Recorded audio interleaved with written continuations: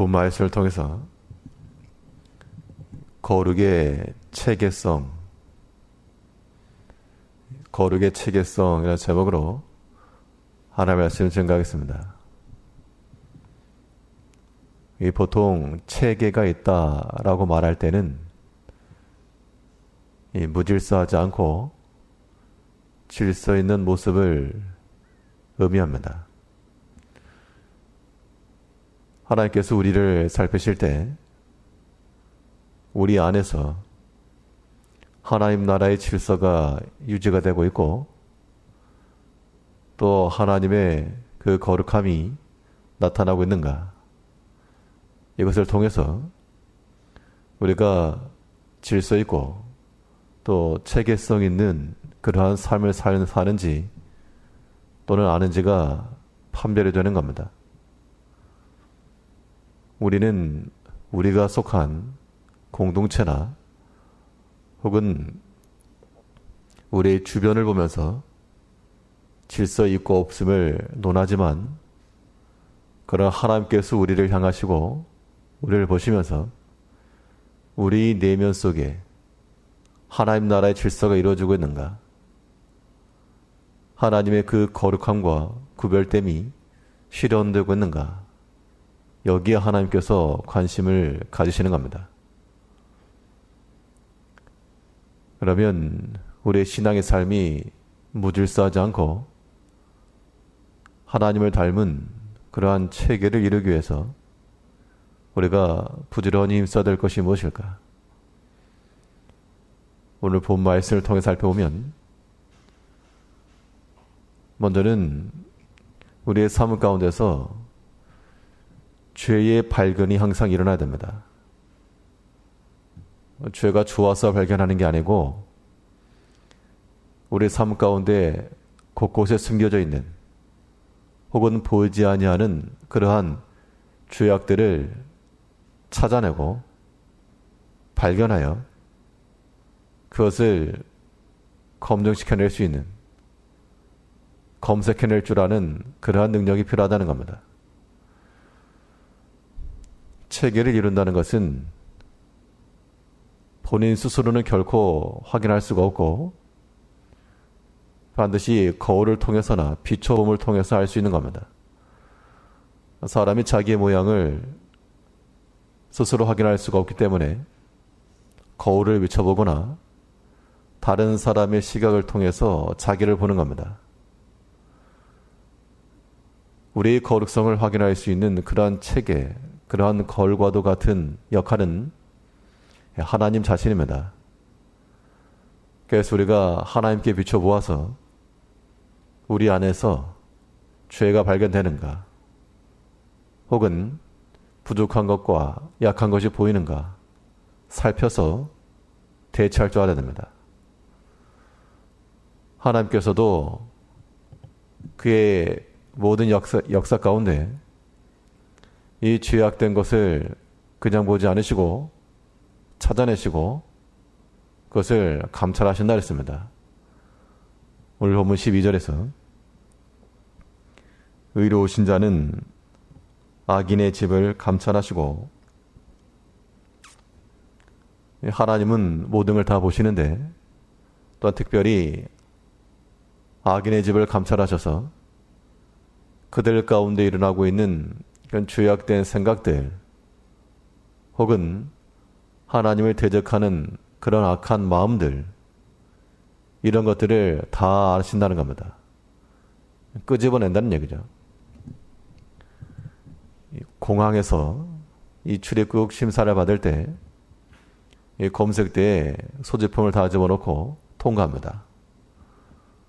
그러면 그 안에 무엇이 들어있는지가 보여서 거기서 버릴 거 혹은 허락되지 않는 거 걸러내게 되어 있습니다. 그러한 시스템이 가동되지 않으면 질서가 어지러지는 겁니다. 우리는 무엇보다도 우리 자신의 그런 신앙적 체계와 질서가 유지가 되고 있는지를 항상 살피되, 체계가 있다는 것은 다름 아닌 우리의 삶 가운데서의 그러한 악한 것, 악한 생각이나 그러한 계획이나 혹은 하나님을 닮지 아니한 그러한 거짓된 것이나 게으름이나 이런 것들을 캐치낼 수 있어야 한다는 겁니다. 다른 사람에게서 찾아낼 것이 아니고 자기 자신에게서 찾아내는 것이 우리의 신앙적 질서를 이뤄갈 수 있는 좋은 방법입니다. 우리는 우리 자신의 얼굴을 스스로 볼 수 없고 다른 사람을 보기 때문에 다른 사람이 얼굴에 묻은 것은 쉽게 볼 수 있지만 정작 자기 자신의 것은 보지 못하는 것이 현실입니다. 그러나 하나님께서 의로우신 자가 악한 집을 감찰하시고 악한 것을 찾아내시는 것처럼 우리는 하나님의 시각을 빌려서 우리 자신을 보기를 항상 힘써야 됩니다. 하나님 앞에 바르지 못한 마음 혹은 우리의 부족한 것들 이런 것들을 보고 거기에 대해서 그것을 처리해야 되겠는데 처리하는 방식은 죄를 발견함과 동시에 버리는 데 있습니다. 그래서 우리가 이런 거룩의 체계성을 지켜나가려면 먼저는 자기 자신에게 있어서의 부족한 것을 발견해내고 그 다음에는 그것을 버려야 됩니다. 이러한 일련의 과정이라고 하는 것이 쉽게 일어날 것 같지만 이게 쉽지 않은 이유는 사람은 자기 자신에 대해서 우호적이기 때문에 스스로에 대해서 어떠한 부족한 것이 발견되게 되었을 때 이것을 인정을 하고 실토를 하고 개선하려고 하는 그런 시도보다는 1차적으로는 자기 변호 혹은 자기 변명에 앞서게 됩니다.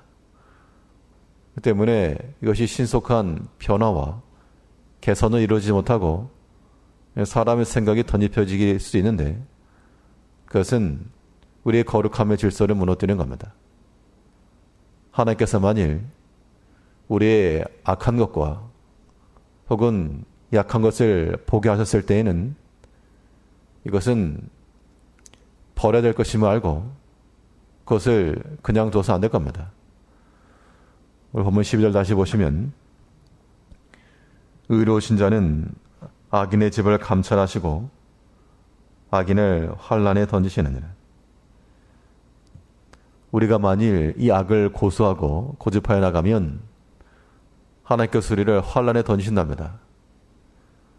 하나님의 두려우심을 우리가 알아야 되겠고 우리는 또 하나님의 마음을 받아서 우리에게서 보여지는 그러한 모든 죄악된 것들 혹은 육의 색한 생각들 우리의 부족함과 약한 것들을 보고 이거를 던지고 환란에 집어넣는다는 것은 어떠한 고난과 고생의 목적이 아니고 그 환란을 통해서 바로 되기를 바라시는 연단되고 또한 재련되기를 바라시는 하나님 마음이십니다.